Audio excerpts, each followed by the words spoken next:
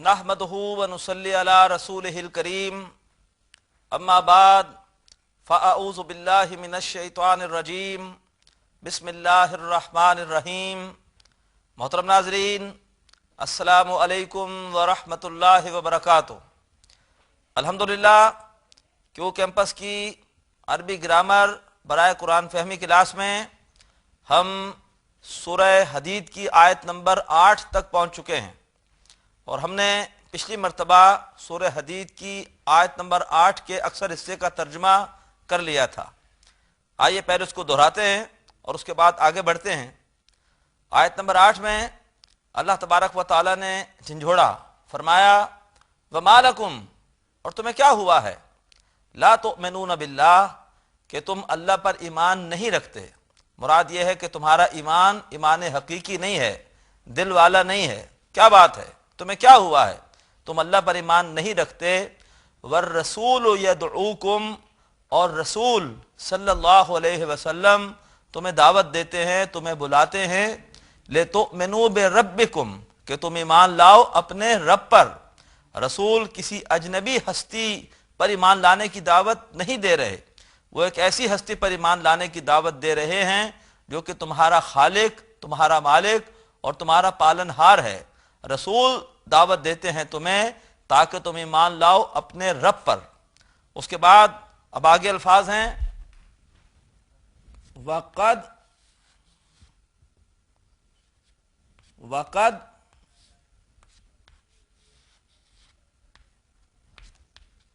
अखज़ा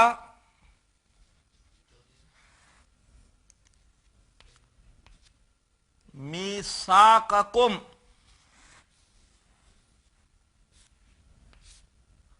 वक़द अखज़ा मीसाक़कुम।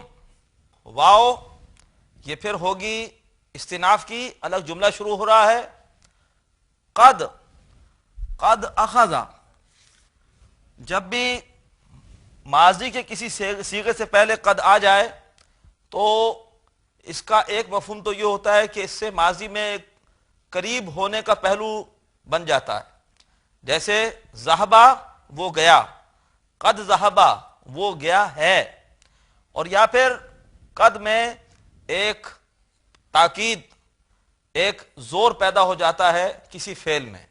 हम तर्जुमा करते हैं जा चुका है, यानी वक़द अखज़ा, इसमें थोड़ा सा जोर का पहलू होगा। अखज़ा ये मादा इसका है हमजा, खा और जाल। लुगत में आप देखेंगे तो ये होता है बाब नसरा से, और यहाँ ये माजी का पहला ही सीगा है, अखज़ा या खुजू। और ले चुके हैं, यहां पर हम तर्जुमा अदब से कर रहे हैं, हालांकि वाहिद का सीगा है, लेकिन यहां पर इसके फाइल कौन है अखज़ा के, अल्लाह के रसूल सल्लल्लाहु अलैहि वसल्लम। और रसूल सल्लल्लाहु अलैहि वसल्लम ले चुके हैं। अखज़ा या खुजू का मतलब लेना, पकड़ना।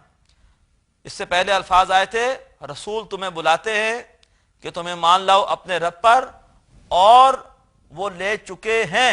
कद की वजह से तर्जुमे के अंदर थोड़ी सी ताकीद है। और रसूल ले चुके हैं मीसाक़कुम, तुमसे एक मीसाक, तुमसे एक अहद। मीसाक, मीसाक ये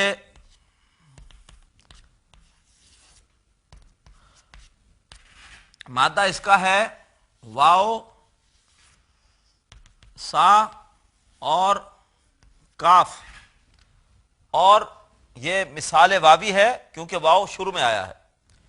और मिफ़आल के वजन पर, मिफ़आलुन के वजन पर असल में बनेगा मिवसाकुन, मिवसाकुन। और चूंकि जेर का ताल्लुक होता है या से, लिहाजा वाव तब्दील हो जाएगी या में, और ये बजाय मिवसाक के ये हो गया मीसाक। वाव तब्दील हो गई जेर की वजह से, किसमें, या में। और मिसाल वावी में इसकी बहुत सारी मिसालें हैं। मिसाल के तौर पर वाव ऐन दाल, اسی وزن پر اس سے ایک لفظ بنتا ہے میعاد. میعاد، ان اللہ لا یخلف المیعاد. اسی طریقے پر واو کاف تا سے بنتا ہے میقات. حج کے لیے جب جاتے ہیں تو ایک مقام آتا ہے میقات کہ جہاں سے حاجی کو لازماً حالت احرام میں گزرنا ہوتا ہے. اسی طریقے پر واو زانون سے میزان، تو اکثر و بیشتر مثال واوی سے اس وزن پر اسماء آتے ہیں. میثاق کا مطلب ہوتا ہے کانٹریکٹ، عہد، معاہدہ. جیسے کہ نبی اکرم صلی اللہ علیہ وسلم نے یہود کے ساتھ ایک معاہدہ کیا تھا مدینے جانے کے بعد، وہ مشہور ہے میثاق مدینہ کے نام سے. وقد اخذ میثاقکم، میثاقکم مرکب توصیفی ہے. میثاق اس میں مضاف ہے اور مفعول ہونے کی وجہ سے منصوب ہے. کم مضاف الیہ ہے. تمہارا عہد مراد یہ ہے، اور لے چکے ہیں رسول تم سے عہد. جب کلمہ پڑھا جاتا ہے تو کلمہ اصل میں ایک عہد ہے جس کے ذریعے سے ہم اللہ سے وعدہ کرتے ہیں کہ اللہ آپ ہی ہمارے معبود ہیں، لا الہ الا اللہ. لہذا اب ہم آپ کی عبادت کریں گے، آپ کی عبدیت یعنی آپ کی غلامی کریں گے. غلام کو جیسے اپنے آقا کی ہر معاملے میں ہر وقت اطاعت کرنی ہوتی تھی، اسی طریقے پر کلمے کا مطلب یہ ہے کہ جب کہہ دیا کہ اللہ معبود ہے تو اب ہمیں ہر وقت اور ہر معاملے میں اللہ کی اطاعت کرنی ہے. یہ ہم نے اللہ سے ایک وعدہ کر لیا. تو فرمایا وقد اخذا، اور لے چکے ہیں وہ، مراد یہ ہے کہ رسول میثاقکم، تم سے ایک میثاق، تم سے ایک وعدہ، یعنی کلمہ پڑھ کے تم نے بندگی رب کا ایک عہد کیا ہے، تم عہد بندگی کر چکے ہو کلمہ پڑھ کر. وقد اخذ میثاقکم ان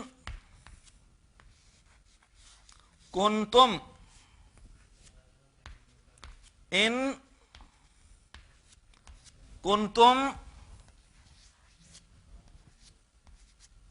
مؤمنین، ان کنتم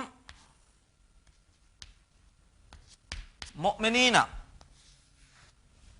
ان اگر، کنتم یہ کئی مرتبہ آ چکا ہے اس سے پہلے بھی، اگر تم ہو، اگر تم ہو مومنین، مومن. جیسے سورہ حجرات کی آیت نمبر 17 میں آیا تھا ان کنتم صادقین، اگر تم سچے ہو. تو بالکل اسی طرح سے یہاں پر ہے اگر تم ہو مومن. مومنین، مومنین اصل میں مؤمنن کی جمع ہے، مؤمنن. اور مؤمنن کیا ہے؟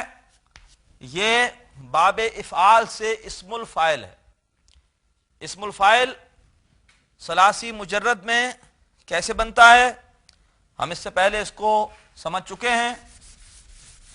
اسم الفاعل بنتا ہے فعل مضارع سے. باب افعال کا فعل مضارع ہوتا ہے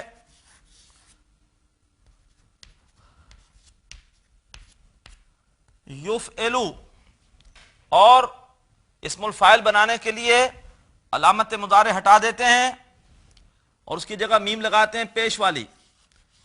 عین کلمے پر زیر ہوتا ہے اور لام کلمے پر تنوین آ جاتی ہے، پیش والی تنوین ضمہ. مفعلن جب مادہ ہو حمزہ، میم اور نون تو اس سے یہ بن جائے گا مؤمنن. واو صرف حمزہ کی ایک کرسی کے طور پر ہے، واو پڑھا نہیں جاتا. مؤمنن یہ حمزہ اکثر و بیشتر کسی کرسی کے ساتھ آتا ہے. اگر پہلے زیر ہو تو کرسی اس کی یا بنتی ہے، اگر پہلے زبر ہو تو اس کی کرسی الف بن جاتی ہے. اس کی کرسی الف یا حمزہ بنتی یا واو بنتی ہے ما قبل حرف کی حرکت کے اعتبار سے. مومنون کی جمع مومنین، ایمان لانے والے. ان کنتم مومنین اگر تم مومن ہو، اگر تم ایمان لانے والے ہو، اگر تم واقعی ایمان لائے ہو. وقد اخذ میثاقکم اور لے چکے ہیں مراد یہ ہے کہ رسول میثاقکم تم سے عہد یعنی تمہارا عہد، ان کنتم مومنین اگر تم ہو ایمان لانے والے۔ اس کے بعد آیت نمبر 9 میں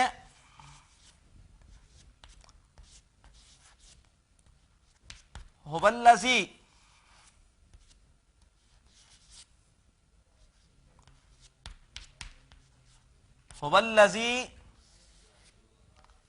ينزل هو الذی ينزل، ہوا ضمیر ہے واحد مذکر غائب کی اللہ کے لیے، وہی ہے اللہ، الذی اس میں موصول واحد جس نے کہ جو کہ ينزل علامت مضارع پر پیش ہے، اور ساتھ ہمیں ایک تشدید بھی نظر آ رہی ہے، یہ اس بات کی علامت ہے کہ یہ باب تفعیل ہے۔ ویسے تشدید باب تفعل میں بھی ہوتی ہے لیکن وہاں علامت مضارع پر پیش نہیں ہوتی، اور وہاں ایک تا بھی ہوتی ہے، تو یہ باب تفعیل مادہ ہے نون زا اور لام، باب تفعیل،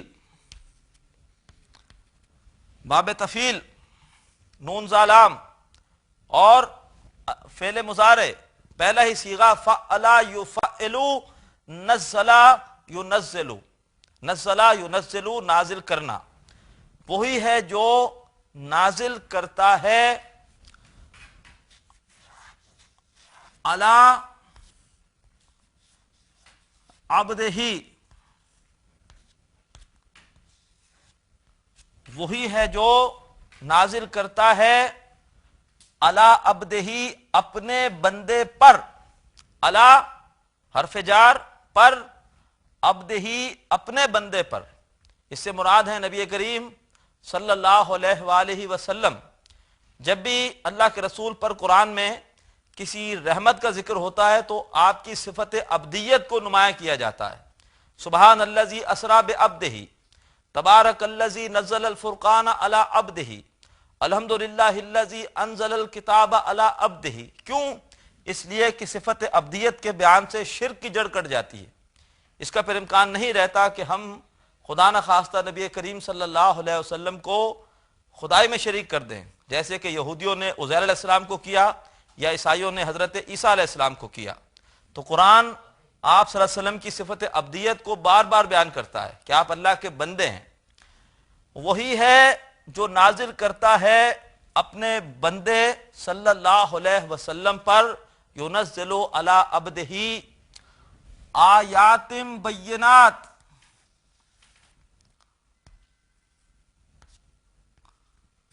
آیات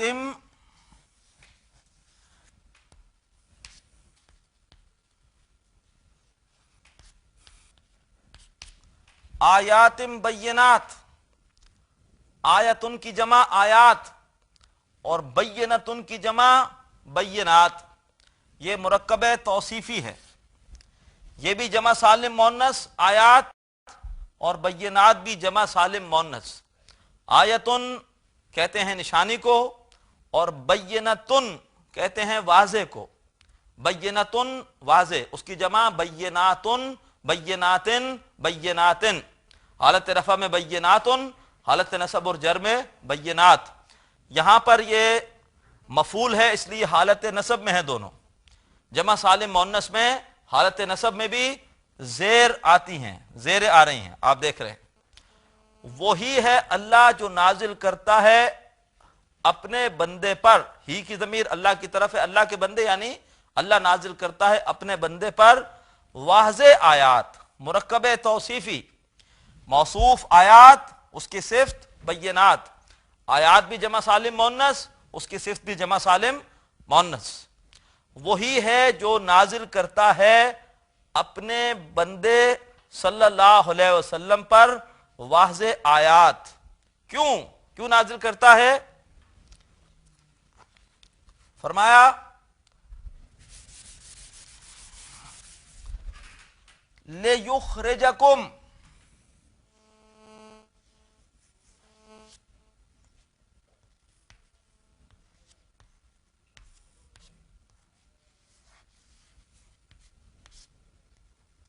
لیخرجکم،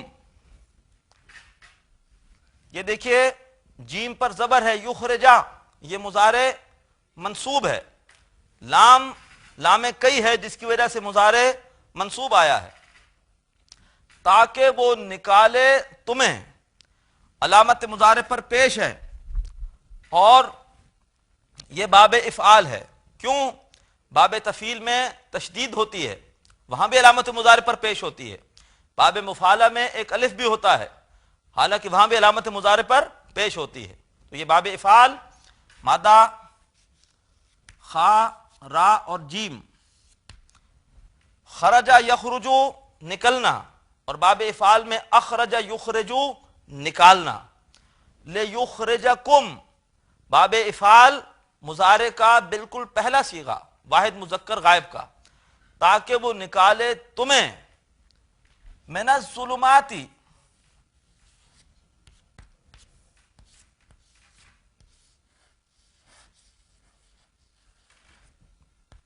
من الظلماتی، ظلمتن کہتے ہیں اندھیرے کو، اور اس کی جمع سالم مؤنث ظلماتن، ظلماتن، ظلماتن، یہ جمع سالم مؤنث ہے اندھیرے، تاکہ وہ نکالے تمہیں اندھیروں سے الی النور،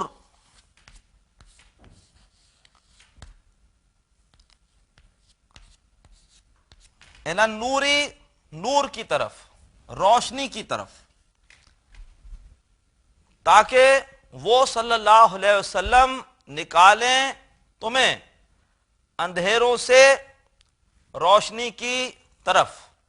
مراد یہ ہے کہ ایمان حاصل ہوگا آیات بینات سے، قرآن سے، وہ ایمان نہیں وہ جنس جسے لے آئیں دکان فلسفہ سے، ڈھونڈے سے ملے گی عاقل کو یہ قرآن کے سپاروں میں۔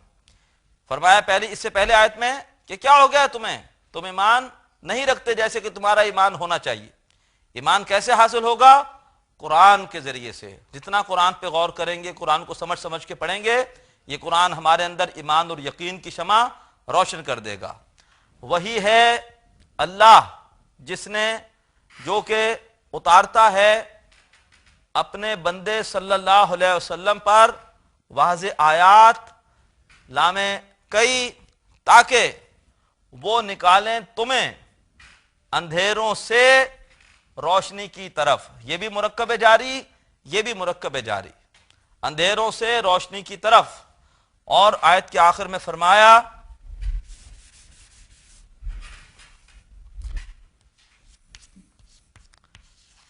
وَإِنَّ اللَّهَ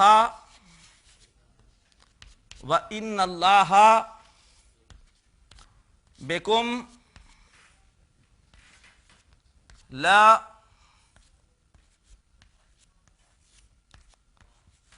لَرَؤُوفٌ رَحِيمٌ، وَإِنَّ اللَّهَ بِكُمْ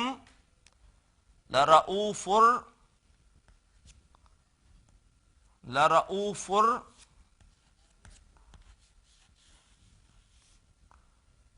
رحیم۔ وَإِنَّ اللَّهَ، اور باب استناف، ان اللہ، بے شک اللہ، بکم، تمہارے بارے میں، تمہارے معاملے میں، لرؤوف، لام تاکید والا ہے، یقیناً، رؤوف مہربان ہے، رحیم رحم کرنے والا۔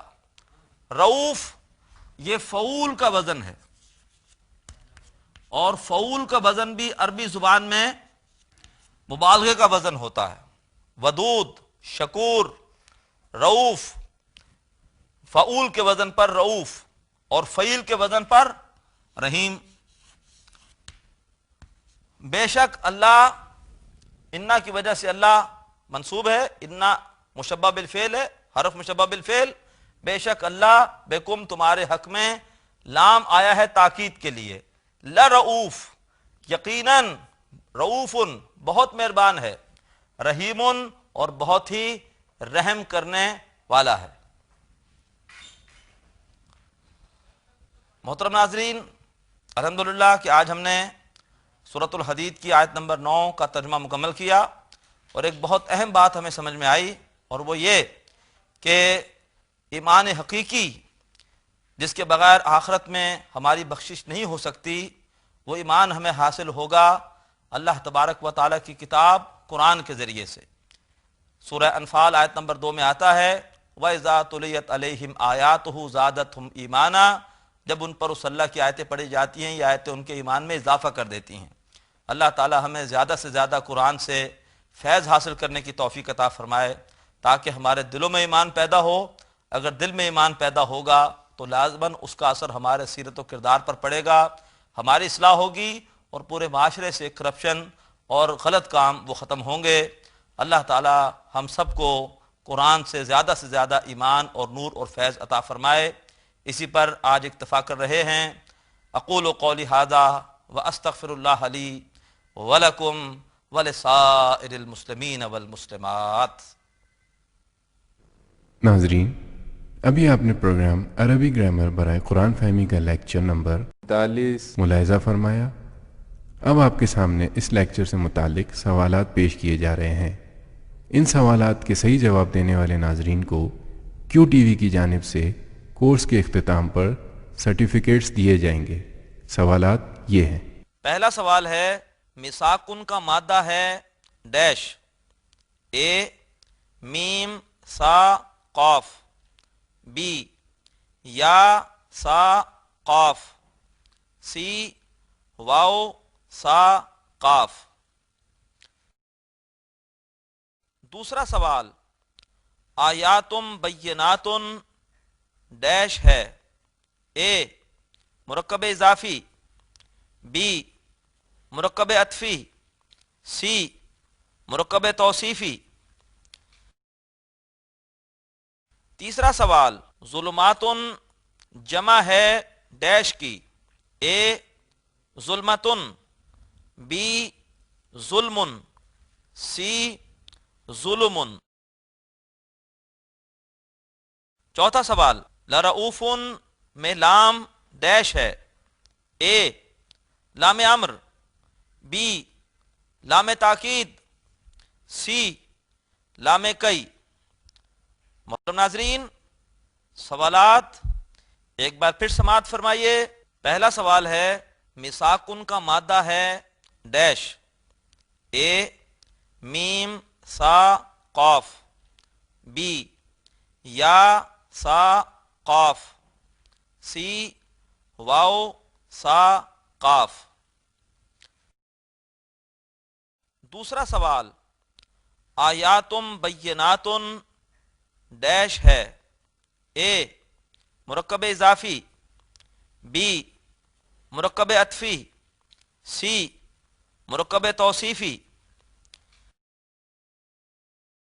تیسرا سوال ظلماتن جمع ہے ڈیش کی، اے ظلمتن، بی ظلمن، سی ظلمن۔ چوتھا سوال لرؤوفن میں لام ڈیش ہے، اے لام امر، بی لام تاکید، سی لام کئی۔